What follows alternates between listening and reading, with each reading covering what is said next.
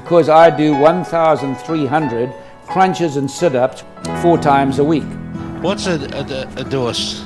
Can you translate for us? Winner of the gold medal and the champion golfer of the year is Ernie Els.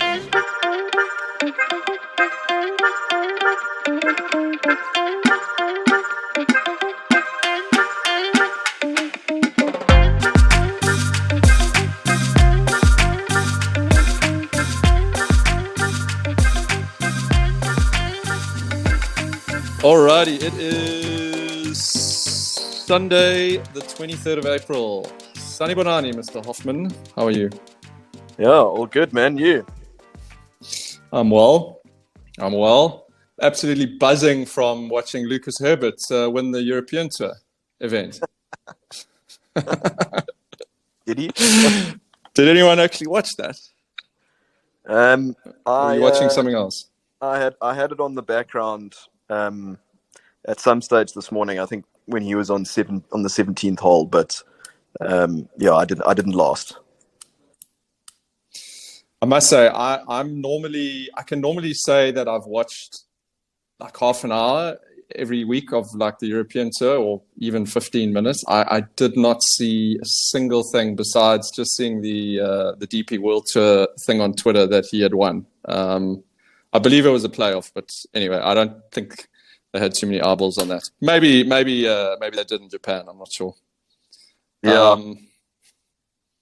mean, so pretty interesting, given that it was pretty much a very similar time zone to what was happening in Australia. But I'm sure we'll get there. So LIV Golf Adelaide. What's your initial thoughts? Yeah, I think the happiest guy on the planet right now is probably Greg Norman, to be honest. I think he'll be pretty stoked at what went down. Pretty epic event. I'm still not sold on trying to watch an event on TV with music sort of at varying levels depending on what hole you're on. I haven't got around that yet, but yeah, pretty cool event. Yeah, I that's so funny you say that. I was thinking when the crowds were coming down the 18th with the final group, I was thinking this 100%. That was a big thing for Greg Norman. I reckon he said to them that has to happen. You have to get that like feeling of like the old sort of British Open vibe coming in behind the guys, and yeah, I mean, absolutely nailed it. To the point where they almost lost Taylor Gooch somewhere in the crowd there. But that was, I mean, I would not say orchestrated, but that definitely was created to create that scene. And yeah, those final shots of the last group putting out, with the drone shots over the top and that, like, sure, those are going to be hard to ignore going forward. I mean, that event has definitely set the benchmark for future LIV events. Yeah, it was. I look, 100%. This was the first LIV event that I've really watched, and obviously a lot of that's got to do with the time zone. Yeah, it makes such a difference having it on our time zone, and obviously being in the early morning, quite nice because it's not disruptive to the whole day. Yeah, it was actually perfect. I mean, I didn't watch as much as I would have liked, but certainly caught the last sort of 6-7 holes, which was, yeah. I mean, it was a really good event. As you say, I think they nailed it. I was actually saying to Jess, I think this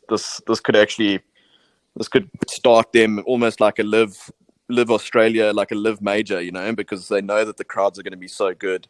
They know it's going to be loud and pretty obnoxious and all that kind of stuff. So, yeah, I think this is what they've been looking for when they launched LIV. I think the whole PGA Tour versus LIV thing in America has, meant that this hasn't taken place in America. But yes, as Adelaide absolutely nailed it, and pisses me off actually because, we've said it so many times in the last few weeks. South Africa would be no different. It would be as epic as that. 100%. Yeah, there's no doubt about it. Yeah, as I said previously, I think it's going to happen. And for me, what this showed, and it wasn't surprising seeing the Aussie turnout, but it was still, it exceeded my expectations. And in terms of, they really do show up, the Aussies, for sport, and they're just very passionate fans. So that it really was epic. But I mean, it wasn't the crowds were super impressive. I mean, you spoke about the 18th with the Oaks, walking in and the drone shots. But I mean, then they before he knocked in his final putt, they still went to like the second or wherever Cam Smith was finishing, wherever Phil Mickelson was finishing. There were still big crowds on those holes as well. And I mean, the fairways were like 5, 6, 7 rows deep of people on most holes. So yeah, I mean, the Aussies are, as you say, they're really passionate about their sport. But that was pretty next level. It was, and I think for me this I completely concur with what you're saying around the sort of this. For me, this is the first LIV event where the organizers should be going. We are not missing. This has now established itself as a definite stop on their tour. 100%. I can't think of another event they've had where you go, oh, they can't miss going there again. Yeah. They've all been very, very sort of the same. Yeah. So, and yeah, we've said it before. They seem desperate to try and compete with the PGA Tour in terms of time zone and having so many events in America. But I do think that they need to really reconsider that as their strategy when you look at the passion that fans who are kind of starved of golf are going to give you. 100%. I think they might be missing the boat a bit, and you can understand why they're going to America, because that's the majority of the golf world and the golf money is in America. But as I said, I think the PGA Tour versus LIV feud, the PGA Tour have done really well in making it less of a PGA Tour versus LIV and more of like a America versus Saudi Arabia. And because of that, I think the Americans have been a little bit hesitant to go and support it like this. And I think America is still a big golf market for them. It has to be. But I'm hoping that they look at this to say, look, Oaks, let's use this. Let's use these events. Let's use, let's do one in New Zealand. Let's do one in South Africa to get the real hype around it, to build it so that the Americans see, oh my word, this is a jewel, and then do more in America. I'm not saying don't do any in America, but at the moment it's like 90%. Pull it down to like 60% and put 40% around the world. I mean, the kind of thing that I was comparing it to was almost like when the Rugby Sevens circuit started, and it was in Durban a few years, and like no one went to any of the Sevens events, pretty much until it got to like Wellington, and Wellington turned it into a jewel, and next thing the whole Sevens circuit like blew up. Hong Kong was the original.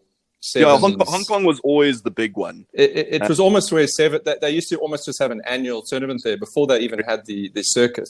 Yeah. But I mean, then people started seeing how like Wellington went off the hook, and Sevens almost, pivoted around around jewel, and it became something. So I'm really hoping that this is what will happen with LIV, because as you say, they nailed it. This is why they designed LIV. This is the market that they're in for. Yeah, 100%. It got me thinking a lot about. I thought that golf course was ideal for the event. It was it was a bit of a challenge, but it was it was pretty short, and there was it was a fair birdie fest out there, but it was a pure golf course, and some of those I really enjoy seeing the guys hitting off tight lies and having to use the contours of the green, and so. Yeah. In that sense, to me, it wasn't like a PGA Tour kind of a wedge fest. I think that kind of showed out on the leaderboard. Look, I was a bit more excited about the leaderboard yesterday than today. Phil, like Mickelson started pushing. Brooks was up there. Patrick Reed. But when you look at the final leaderboard now, DJ played into the top 10. You've got Cam Smith had a great day today. Played well. Patrick Reed had a great day today. Taylor Gooch, 2 rounds of 62. You can't kind of shy away from that. It was fascinating watching him.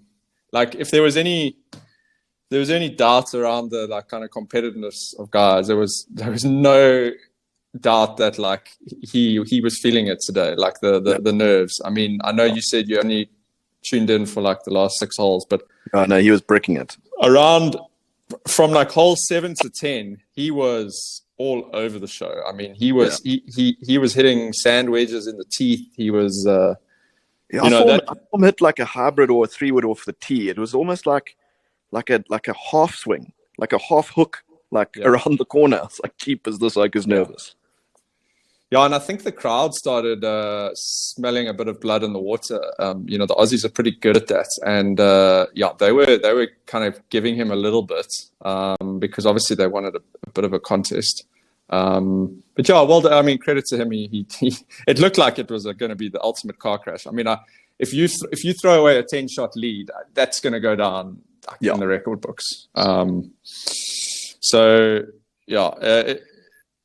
The other big takeaway for me is the first time the team format has really made sense to me. And I must say, Cole, I had no idea that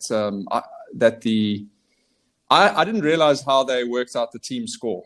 I always thought it was the top 3 just add up the top 3 individual scores, like on the individual leaderboard. Yeah. You didn't think it was their actual round from the day? I had no idea, and I kept wondering why they were referring to what their score was for the day. Yeah. And then I was doing a bit of maths in my head, and I thought, hang on, this doesn't make sense. And then it kind of clicked. And I kind of thought about it for a while, and I was like, you know what, that is actually really clever, because it keeps guys in it the whole time, all the way to the end. So even if you had a really bad 2 days, you kind of get a chance to push the reset button. 100%. 100%. It's so lekker. I mean, the oak can literally be, how many oaks are in LIV? He can be coming 40th, have the worst 2 first rounds ever, and he can be vital to the team score on the last day. I mean, just look at Taylor Gooch. I mean, he won the individual, but his score didn't count towards his team today, and that pretty much cost them. Exactly. Yeah. 100%. I mean, I think Thomas Peters and his score. I don't think his score counted on the first 2 days for the range goats, and then he ended up kind of having to take over from. It's two to count on 1 and 2 on day 1 and 2, and then 3 to count on day 3. I thought it was the best 3 of the day. I think every day. I think it's 2 for the first 2 days, and I think it's 3 for the last day. I think. Okay, I didn't pay much attention to the first 2 days, so definitely 3 on the last day. I know that. That's okay. For sure. And has it been like that from the beginning? This method. As long as I can recall, I'm not sure if they did it in the very first one. I think so. I think it is. Yeah, it's a very clever method. I mean, the only thing that I would maybe also like to see is a little bit of like a team event on a day 4 or something like that, just to play it out like college golf, But yeah, as you say, I mean, it is a clever way of doing things. But I must say, so I really thought it worked well today, because of the fact that you were, I as I say, I had no idea that that's how they did the score, and that definitely heightened the kind of tension. And I think what's good about the LIV format is that they kind of have two swings at making an interesting story to tell on the final day. So, if you have a leader just who's got like a huge kind of blowout lead, like Gooch had, I mean, he ended up making it kind of interesting, but you still have a second story to tell with the team format. And I mean, that was like coming down the stretch today. It was very, I mean, it was up and down. Like the stingers and the high flyers were coming up, and it was actually it was a lot to follow in a single, like within a space of kind of an hour. But I think that really works in terms of the finale. I know most people just, they maybe aren't that fascinated at the prize money, but I think they've got a little bit of a incorrect distribution with how they distribute the prize money. I was looking at it today. For me, when it comes to the individual, I'm not really that interested who comes second or third. I mean, I'm sure they are. Pump up the prize money in the team event a little bit more. Yeah, absolutely. Yeah. So I think they need to, because the far more interesting thing for me today was the team side, because you've got 3 teams, so there's 4 players in each team. You've got 12 little storylines to follow, and it was quite funny. The commentators were talking about the podium. They were like, "Oh, are the Stingers going to get on the podium, etc." And they don't talk about the podium when it comes to the individual. And yet, if you come second individual, I mean, the prize money is like 2 million, I think, over 2 million. If you come second team, I think you're getting 350,000 or something like that. I think there's a bit of an imbalance there, because as a fan, the team side for me was almost kind of way more interesting. I'm not. The one thing I struggled with a bit today was just how frenetic that kind of last sort of 40 minutes was. Yeah. I wanted to just kind of have you wanted to have a little bit of like breathing space. But that's what they're going for. They're going for that like high energy, finish off quickly, have lots of things going on, team, podium, individual, hole-in-ones, people bloody throwing beer cans at each other, all that kind of stuff, That's what they're going for. But I mean, I know you haven't been a huge fan of the shotgun start, but I mean, it all plays into it for them, the whole shotgun thing, having everyone at the course at the same time. It's exactly that. It's frenetic. From an American perspective, and I'm surprised it hasn't kicked off as much as like, here in America, is because of how frenetic it is. Having 2 hours of frenetic golf and then it's done, rather than, a full day or whatever. I mean, that's exactly what they're going for. High octane. Sure. But the like, if you think about, let's say the Masters, this year it was the back nine kind of fizzled out a little bit, but generally it's like that last 2 hours of like a major is like, okay, I'm dialing in here. I'm fully zoned in on like this next 2 hours. Like, I know the broadcast is on for like 7 or 8 hours, but most people, I think, like, pile into that last kind of session. And I would imagine that the LIV thing is kind of same. I guess the thing that I battle with is I quite like seeing knowing the holes that are kind of coming up for let's say the last 3 or 4 players, or 3 or 4 pairs. You create a bit of forward pressure, Yeah, having guys then like going through 18, and then now they're going to go play like number 1 and 2. It kind of you just really lose track of like where people are on the golf course. Now, obviously, with the way they've done the team thing, even if you're way down the individual leaderboard, you can still be relevant. So that's what they're doing. But I miss that part of it today, where I was like, oh, it would be nice to just have that build up, seeing guys. And then the other thing they miss is having having their teammates kind of watching them come in, Yeah. I mean, wouldn't it be cool to have had, like, let's say it was all down to, I don't know, like the team competition, let's say it was all down to like Charles Schwartzel versus like Pat Perez. You sort of get that Ryder Cup feel where you get like the other teammates are kind of there walking down, like they down the fairway, and there's that like little bit of tension, whereas they all kind of finish simultaneously. And oh, by the way, you won because some oak made a bogey on like the 4th hole. No one's at. Like, well done for sinking that 20-foot birdie, but actually Dean Burmester just like double bogeyed the 6th. It's all over.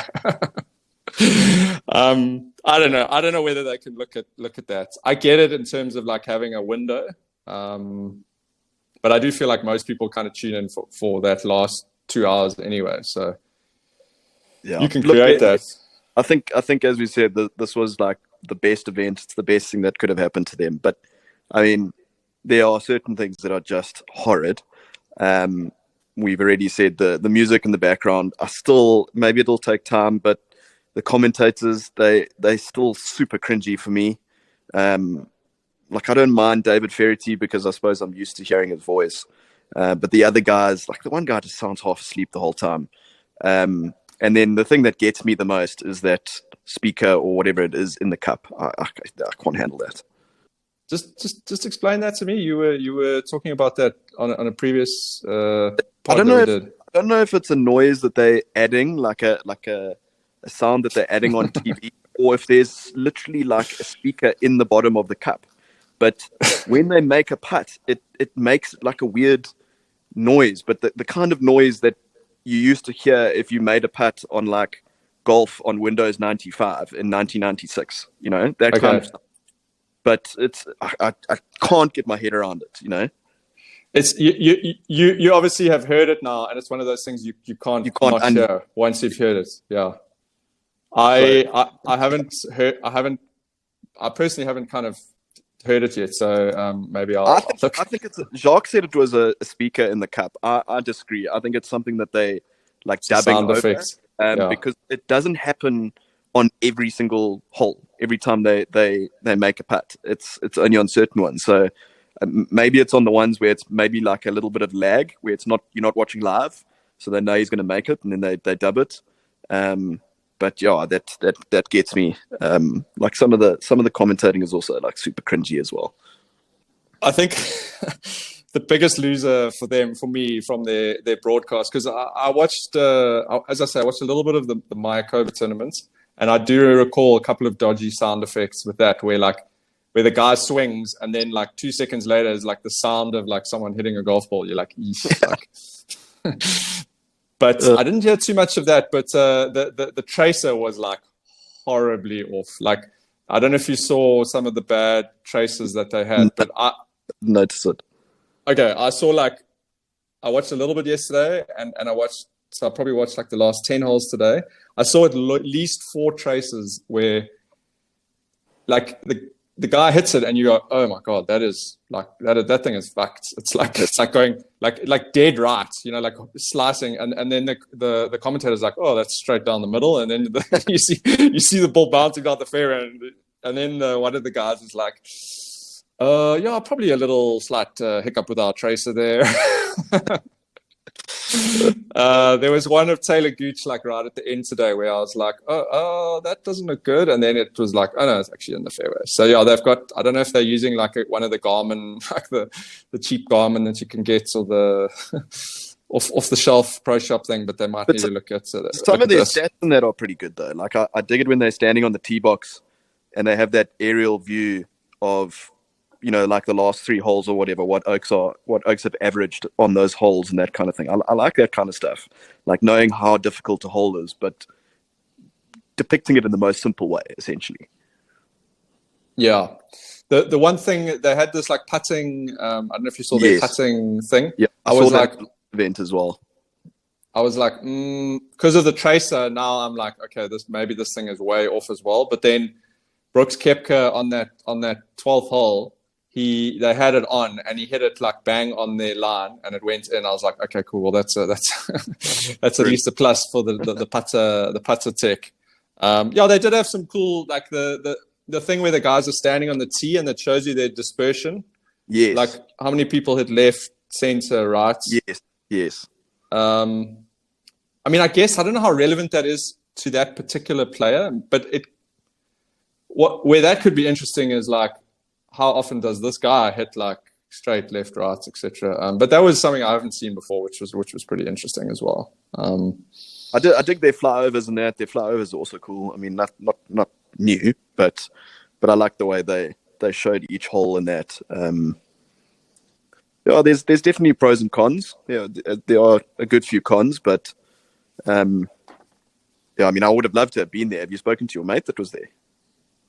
No, I've sent him a couple of messages. I haven't. I imagine he's getting stuck in somewhere in Adelaide tonight. I'm sure. Yeah, it looks on a Sunday. It looks tough for tomorrow. It looks really epic. I just wanted to go through a couple of things, and then I wanted to touch on a LIV event in South Africa with you briefly. But there were. I've got 5 things written down here, and we don't have to hang on to them, but I just wanted to bring them up. The first was I don't know if you saw when Taylor Gooch was kind of stuck in that crowd on 18. Yeah. And then like the bodyguards were like bashing their way through, and then the guy came out, and Charles Schwartzel's caddy was like, because Schwartzel's ball was like in the bunker, and his caddy was like standing right there. And this bouncer thought that Schwartzel's caddy was just like a regular fan, and he just like dropped his shoulder into him. That was pretty funny. And then the Stingers outfits, like on Sunday, can they not be in the green and gold? Like, is that a bit too much to ask as like a South African fan? They were in these like very tame, shitty shirts today. Like, it's a tough look. It really is. It's a tough look. It's not terribly horrible, but you know, it's like when you play gelofte in rugby. You just know that gelofte's jerseys are going to be shit. You know, it's just the way it is. and that's kind of like the same sort of thing. Like they shouldn't be bad. It's green and gold. It's an S. Like, what could go wrong? You know, but it's just like nah. You know, neither here nor there. I thought I don't know what they were wearing on the first day. I thought it was pretty good. I think they had like black shorts, and I was like, no, this is decent. And then yesterday I was like, okay, it's not really like no green and gold colors or whatever. I thought, well, obviously tomorrow they're saving like the power outfit, and then it's like this like super shitty whatever blue and white shirt with the Stingers logo kind of ironed on there, as we said before. Like, I was like, yeah, someone needs to step in with some branding advice for them. 100%. I mean, they could make it so cool. They could make it, you know, so that at least South Africans are buying it. Because I must say, like, I really like all 4 of the golfers on the Stinger team, but I can imagine that the rest of the world must think they're probably up there with the Ironheads as one of the most boring teams. Yeah, well, I noticed today, like they picked them up at the end because the team competition got kind of interesting, but like generally they were kind of dropped from coverage. Yeah, I don't think I saw single shots of Brandon Grace's. No. So yeah, that was just like, I wonder whether it's Louis and Charles like calling the shots there, and like, I don't know, maybe not the most wisest guy when it comes to branding. Maybe we need to get someone in there. Brooks Koepka is definitely back. I watched him. They showed him a lot today. He ended up. Where did he end up finishing? 5th or something, wasn't he? 4th. Sure, I'll have to have a look now. It looks like he dropped. Oh, he ended up finishing 19th. Wow, Jeepers. Okay, he must have dropped off at the end there. But for me, you could just see the quality of iron shots he was hitting. He had a pretty poor day putting today. He didn't make a whole bunch, but yeah, as we said before, that was a big takeaway from the Masters, was seeing him, and I was encouraged by what I saw today again from him, which is really cool. Yeah, I think it's going to be an interesting one to keep, you know, to track him, because, you know, when he signed for LIV, obviously he was, you know, pretty injured, and the whole concept of playing less would have been very appealing to him at the time. But now that he's in form and, you know, hopefully injury free and healthy and all of that, you almost get the feeling that he would want to play more, you know, and now it's sort of going the other way. So it's going to be interesting to see if this whole like play less is actually he's going to be able to maintain his form, or is this just a glimpse?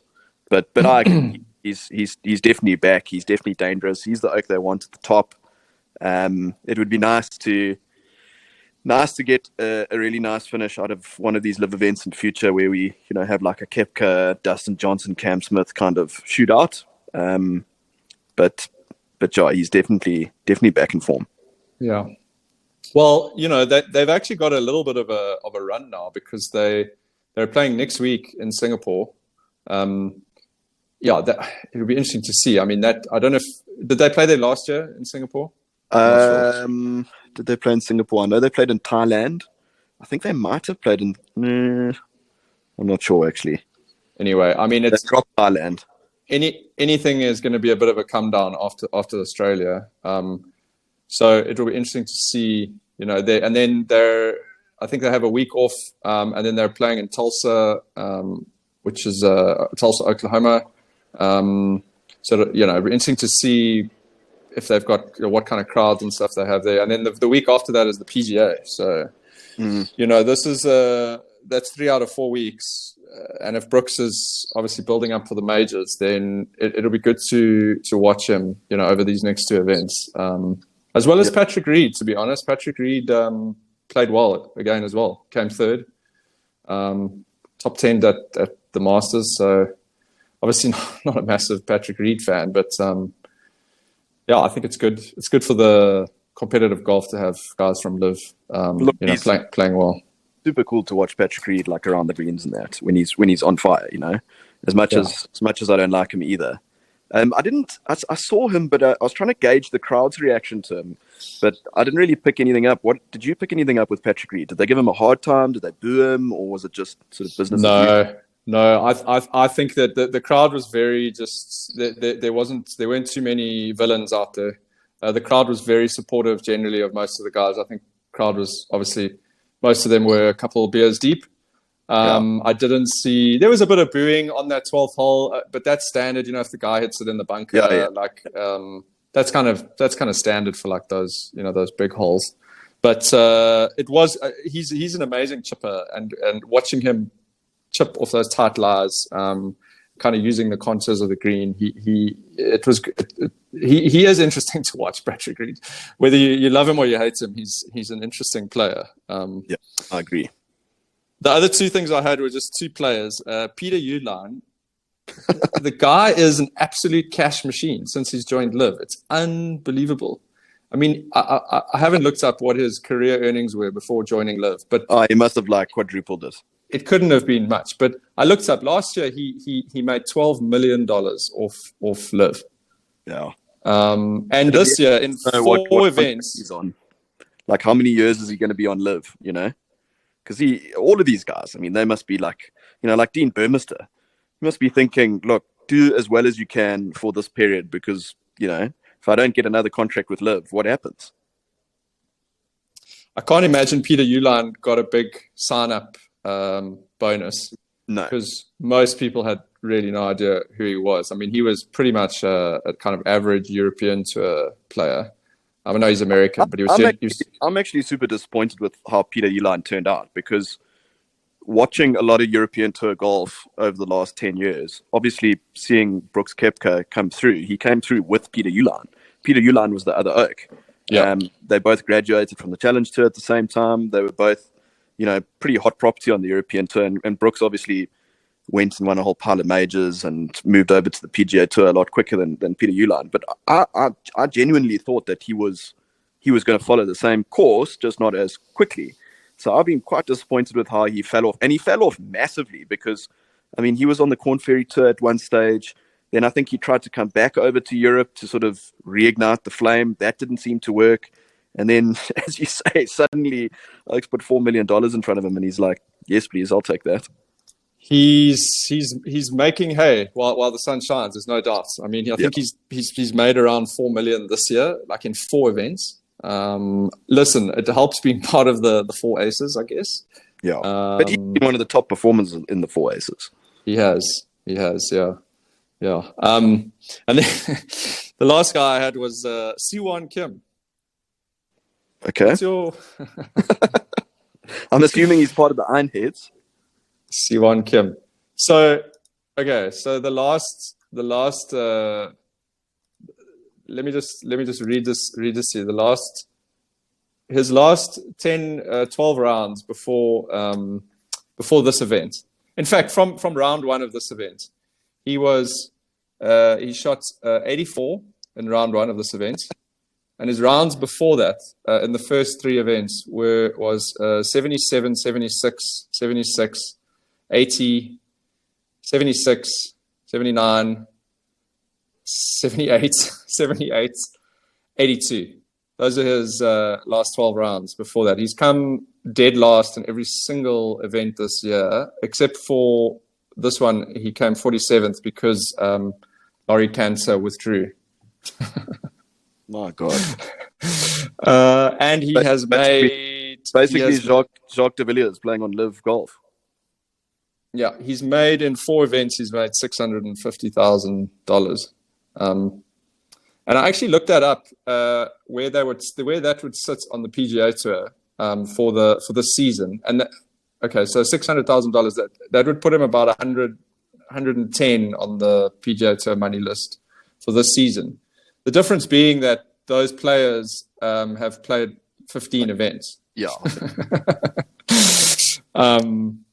Yeah. So I mean, that was kind of the question that I was going to ask. That, you know, sort of runs on from this, is what happens to a guy like that next season if Greg Norman says, look, you had a 1-year contract, you didn't perform, we're getting a whole lot of other oaks and cheers. Where does he go? I suppose he probably goes to the Asian Tour, but if you've got a more high-profile player, like let's say Peter Uihlein wasn't performing, I think he would keep a contract, but, you know, if he didn't, what happens to them? Where do they go? Is the Asian Tour the only chance, or do they now have to go like pre-Corn Ferry Tour, go play Corn Ferry Tour to try and get your PGA Tour card? I mean, what's the potential fallout if it doesn't work out on LIV? The Mina Tour. Hey, oh my gosh! It is. Straight from the maternity ward at the Hillcrest Hospital, Jacques de Villiers. How are you, son? Hello, guys. Yeah, I'm just here, seriously, literally outside Baby City, picking up a couple of things. So I thought I would join you while I was in the car. Yeah, I just wanted to say on that, who is it? Siwon Kim? Siwon Kim. Oof, tough seeing. Yeah, no, but look, I mean, that's answered the question. I mean, put your sort of normal scratch golfer at a golf club onto one of these tours so that you can see how they stack up against the rest. So maybe it was actually quite an inspired decision by LIV to have him there just as like a benchmark to say, well, this is how like an ordinary player would play on these sorts of courses. So maybe that 47 spots is there, or 48 spots is there to sort of pull it out of a lottery for random scratch golfers around the world to be like, come earn a couple $100,000 on the LIV Tour so that everyone can see how good these pros are.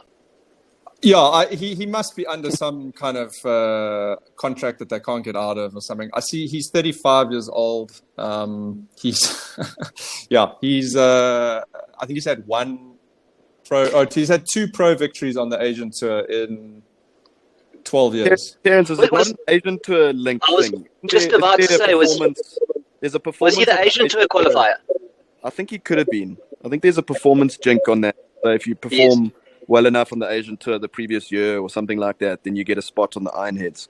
That was part of wasn't that part of their loophole to say, check, we do have a qualification system, give us ranking points, and Siwon Kim is their answer. But it's kind of eye-watering when you see someone who is so much worse than like even the 47th guy who's there, you know. It's just been an interesting little thing to follow. Yeah, I can't imagine the Ironhead. I can't imagine he's going to be around much more than the end of this season. An oak like Brandon Harding must be super bleak. Justin Harding must be super bleak that he's fallen off LIV and Siwon Kim is there. Well, maybe the Oaks just don't want to play for the Ironheads. Is that the only team that searches for players? I don't know. I have no idea. Maybe I think it's the only it's the only way that they can get people to play with Kevin Na. Well, well, I was going to say, if my team, the Majestics, didn't have so many captains, we could use a couple of Asian tour imports. Is it Amazingly, possible I think C1 Kim would make you guys worse, which I think is pretty horrifying. Is it possible that the Ironheads are the first team to disappear? One can only hope. Do you reckon? Do you reckon if they keep it up, they must just call themselves the Ironhead Covers? The Persimmon head covers. Yeah. What happened? What happened to your team today, Terrence? The Crushers. I mean, Lahiri played well. Listen, where was B. DeChambeau?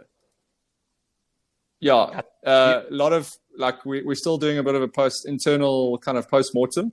I've got a couple of text messages going. Obviously, well done to Anna Barn for outstanding performance. Paul Casey just kind of also decided to kind of fuck around a bit today. But listen, we finished fifth though, so it wasn't top half of the table. Bryson was entertaining the crowd, hitting reverse drivers on the driving range at in the middle of 2 or 3 hours after the round had finished. So Oaks sounded like he won the fan support at least. Well, I also saw a video of him doing a shoey as well, which was pretty entertaining. Did he have a protein shake in there? Probably right on the bottom. Probably had some kind of concoction. Egg whites. Gentlemen, before you carry on, I've got to jump from here. Sorry, I'm on a strict schedule. So yeah, I thought I'd just quickly drop in, say how's it. I don't know if you've done the pie and curry gravy take. If you have, I'm interested to listen to that. We've literally talked live golf for 45 minutes. So well, maybe save the pie and curry gravy for another episode, because I've got some hot takes.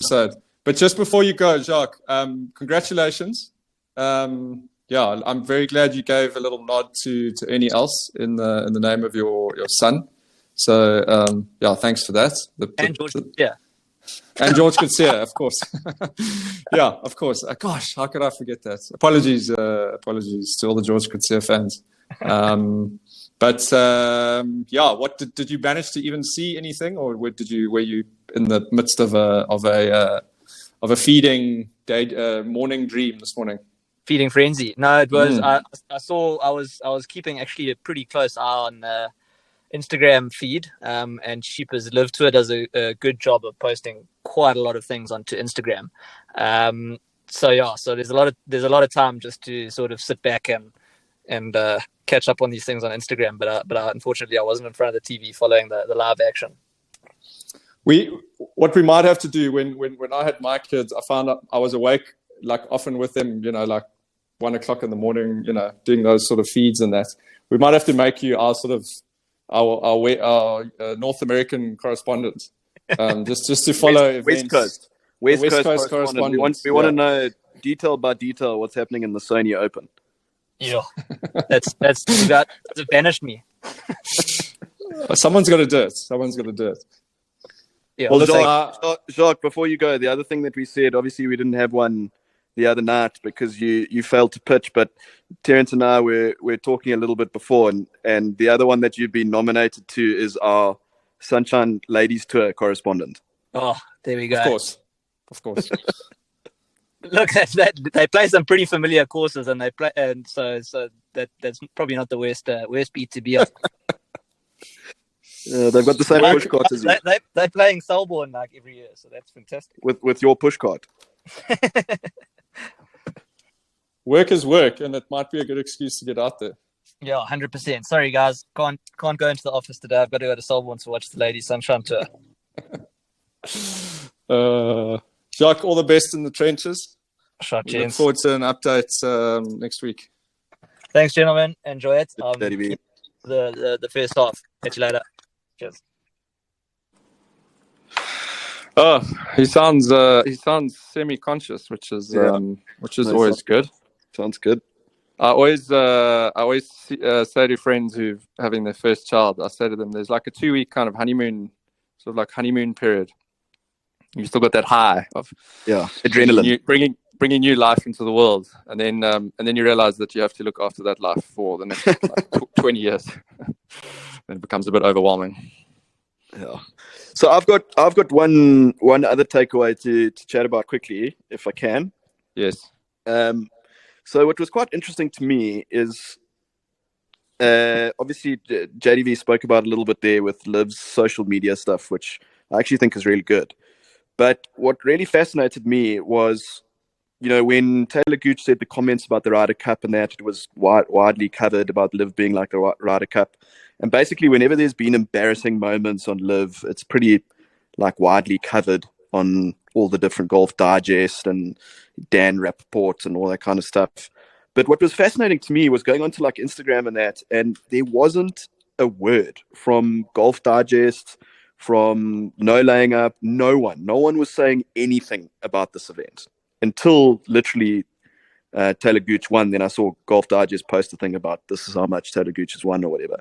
But it was like deathly silent amongst, the sort of traditional and sort of new age golf media. It was quite weird.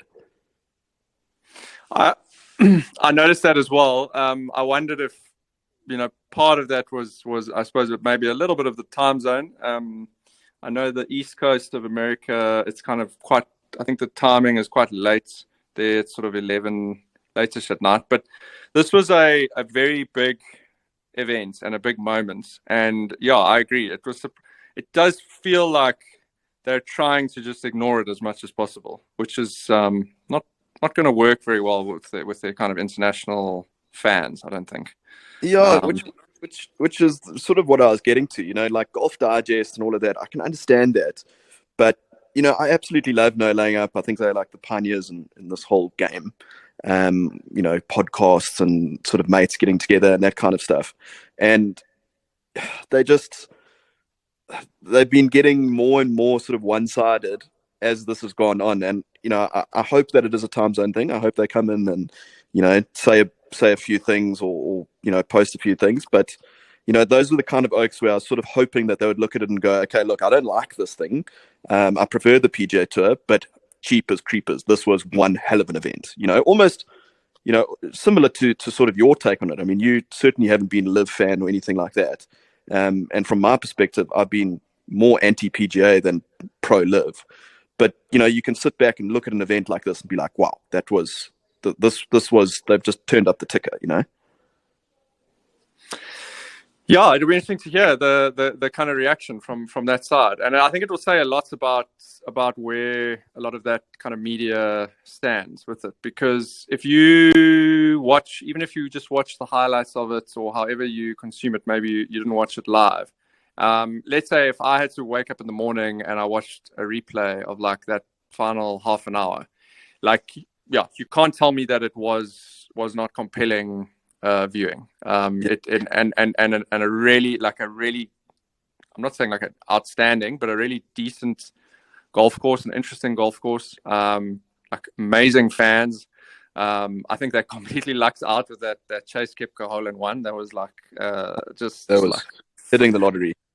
Yeah, I started like having conspiracy theories in my head whether they had like a remote controlled like golf ball, like Greg Norman with like behind the stands with like a little remote, because it wasn't even like it was a funnel pin or anything like that. I mean, I didn't see many guys get within like 10 feet of that pin. So that was, it's not like some of the pins you see where it's just like you almost know it's going to happen. So that was nuts. Yeah, I hear you, Hoff. It's I think the reaction will be interesting to kind of see and hear. It's very conspiracy theory kind of thing, but just the way like LIV is treated, and that's why we said it earlier. It's the PGA Tour have done well to make this less of a PGA Tour versus LIV and more of like an America versus them, which I think is all adding to this. But yeah, I was just blown away that there wasn't anything, there was nothing apart from obviously LIV's channel. Yeah, exactly. Sometimes I also think part of it is, I mean, as you touched on, like I have been initially fairly anti-LIV.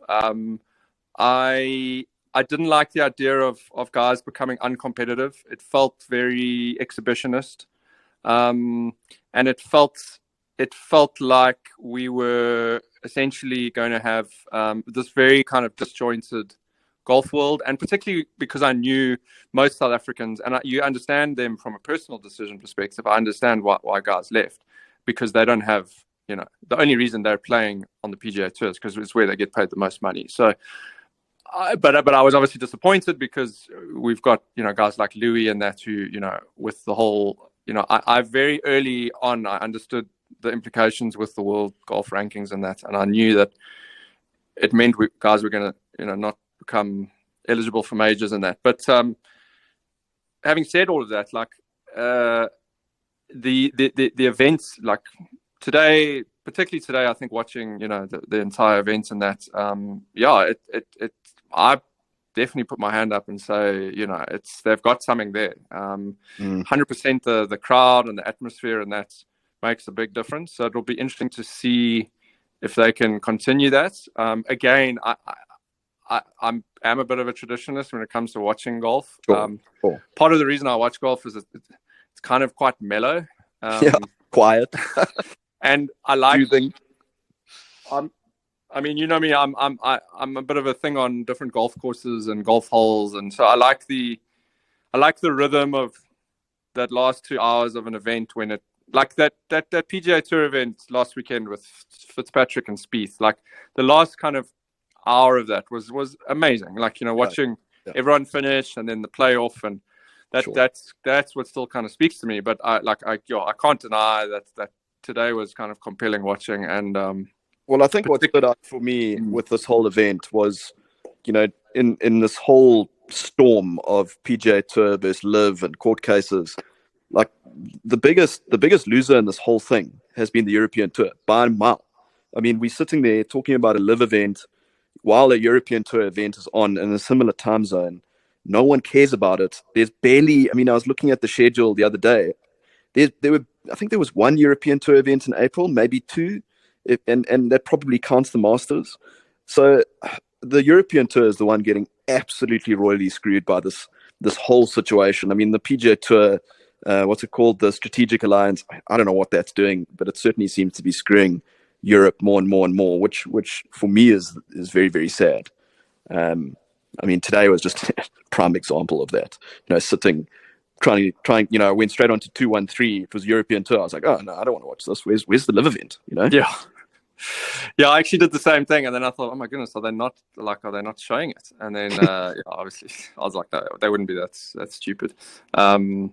What I was going to say earlier was, so I think especially with social media, it's very easy to just tune into the things that you follow, and you do kind of wonder if that's kind of what a lot of maybe those people in that type of media have done, is like, it's like an off week, they're following a little bit of this PGA Tour pairs events, a little bit of the LPGA, and then maybe seeing the odd kind of. So like social media is an echo chamber. We know that. So like the more echo you create for yourself. But yeah, I've certainly taken a lot away from this weekend, and I don't really know. I don't really want to follow. Yeah, I don't know. I need to try and find some more balanced views. Because some of the LIV stuff. The other thing that's irritated me with LIV is, to me, they should have done LIV and had events like they had today, and just make it awesome because it's awesome. Don't tell us how awesome it is. Like, don't try and oversell it when you literally on your fourth event, and it's just go and do it, and make people like kind of make their own mind. Don't tell people that they have to like it. Like, just show them. Just show them and set it up very differently from other events, and let that happen naturally. But so some of that, and with a lot of the players have been really kind of bitchy about it. Lee Westwood and I think a lot of them have dragged their names through the mud and how defensive they've been. I think a guy like Dustin Johnson has just been the perfect. It's just been like, no, it was like a business decision and simple as that sort of thing. I think Dustin on the LIV side has been brilliant, and I think John Rahm on the PGA Tour side has been brilliant. They're like, give your opinion, but you don't have to go into depth every single time. I think that's why Rory will always have fans. Of course he will. but I think he's lost a lot of fans because he's also been super bitchy and, saying things that he doesn't necessarily need to say. Why do you need to go into depth every single time someone asks you about LIV? Whereas John Rahm has won so many fans through this whole process. Yeah. But I mean, what I was saying with the European tours, I'm almost like, I just wish that the European tour had signed on with LIV and that you could have just a proper European tour with its normal events. And then the LIV events could be elevated events or something like that. I think then we would have like proper competition in world golf again. And, no one could say anything about the world rankings. No one could say anything about the Ryder Cup. I'm just so saddened by, how affected, how backwards the DP World Tour is at the moment, Yeah, I mean, as far as the way I understand it is that they're basically being propped up by the PGA Tour financially. They've become a feeder, a dummy in this whole thing. Yeah, they're literally just a bit of a PGA Tour mouthpiece because of their kind of financial situation. So, yeah, it's totally sad. I mean, I love the European Tour. It's kind of all the golf that we've watched. So it would be nice to try and to see it find its own identity again.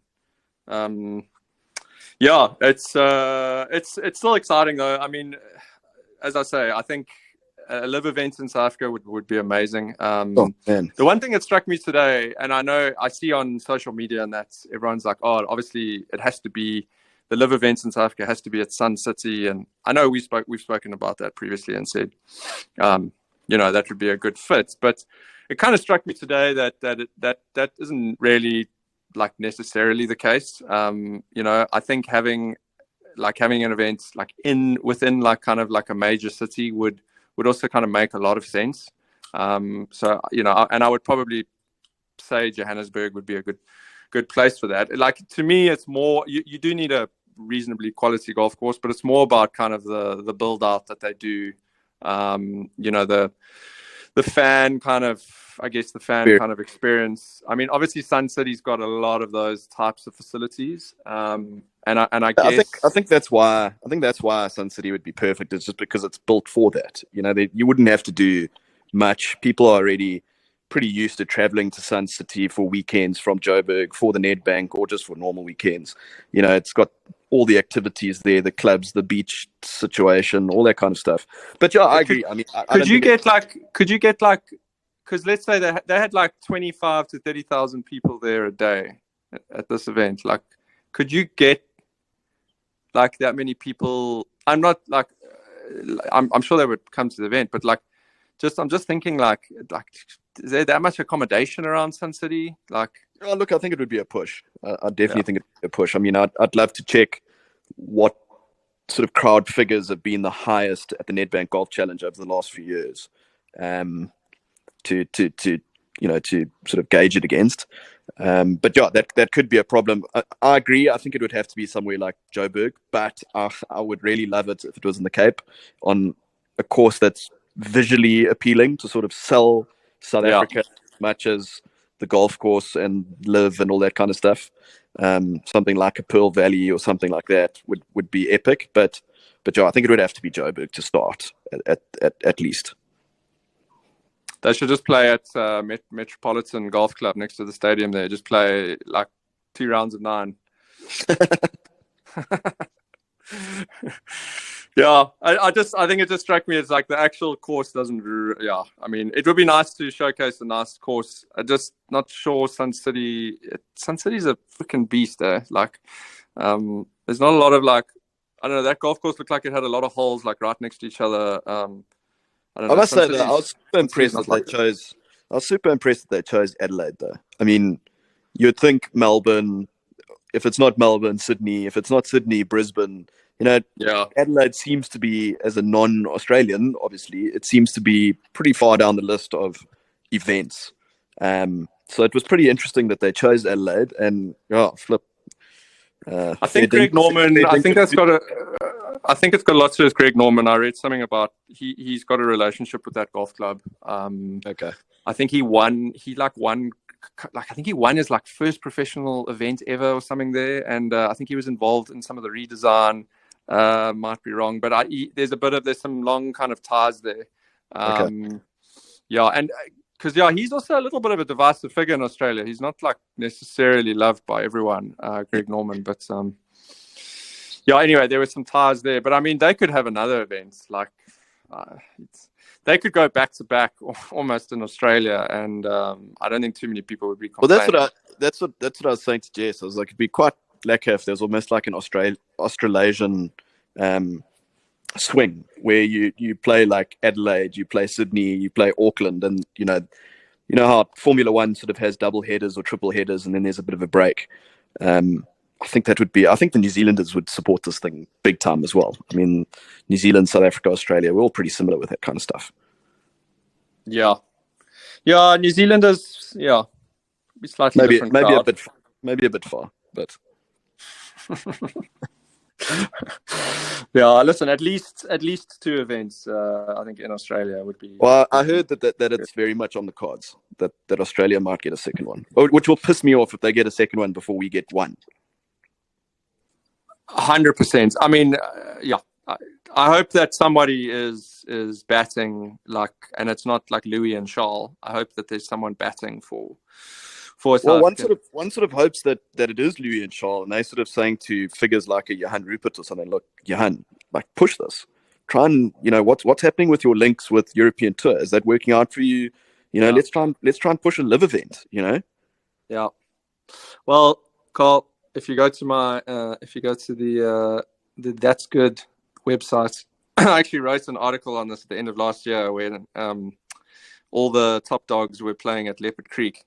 Because Louis mysteriously came to South Africa and he didn't play this SA Open, but he played at Leopard Creek, and so did Ernie. And my conspiracy theory was that they were having like a Stingers in Darba, and maybe trying to raise some funds from Mr. Rupert. But he's got ties. I know he's publicly said that he's kind of neutral, and because he's got ties with Dunhill, he obviously sponsors the Lynx tournament still and that. But I guess time will tell. But hopefully next year they redo that schedule. I mean, how epic would it be to go from Australia to here? Yeah, you have those kind of back to back might be a bit much, but in the space of 2 weeks, a week apart or something, it just seems to fit. Coming to South Africa, and you've got all the content with the animals, and Sun City is probably the right place. Let's be honest. It'll blow up here. I mean, I cannot see Singapore maintaining that atmosphere. Whereas come to South Africa, South Africans will see this as a challenge. They'll be like, okay, the Aussies think they're better than us, so Yeah.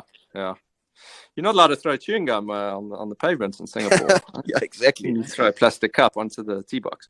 Yeah, that must have been hurting them watching all of that. Listen, I think we need to wrap it up. Been good chats. I haven't watched any of the PGA Tour pairs events. I've got no idea. I saw something about Cantley and Schauffele being up there. I'm not sure who's winning. I don't think I'll be tuning in. The Fitzpatrick brothers are up there. Matt Fitzpatrick's brothers. I think it's his debut professional event on the PGA Tour, so that's quite interesting. They were up there, but I tried to watch some of it last night. Super, super, super boring. I actually tuned into the Chevron instead, which was far more interesting. But not much to report on from New Orleans. Yeah, so I saw on the LPGA, I saw Ashley Buhar shot a 66 last night. So she's, I think she's only like 4 back, tie 11. Yep. So definitely be keeping an eye on that from a South African perspective. That golf course, I watched a bit of it on Thursday.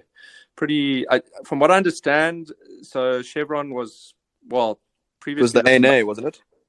It was at a different golf course for a long time, I think in Palm Springs somewhere. And now it's moved to this course, which is, I think, in Texas. And it's going to be kind of almost like not a Masters, but it's going to be a major, which is played at the same golf course kind of for indefinitely. So, and the golf course definitely looked pretty interesting, kind of quite spicy. So, I must say, I enjoy watching the women's golf.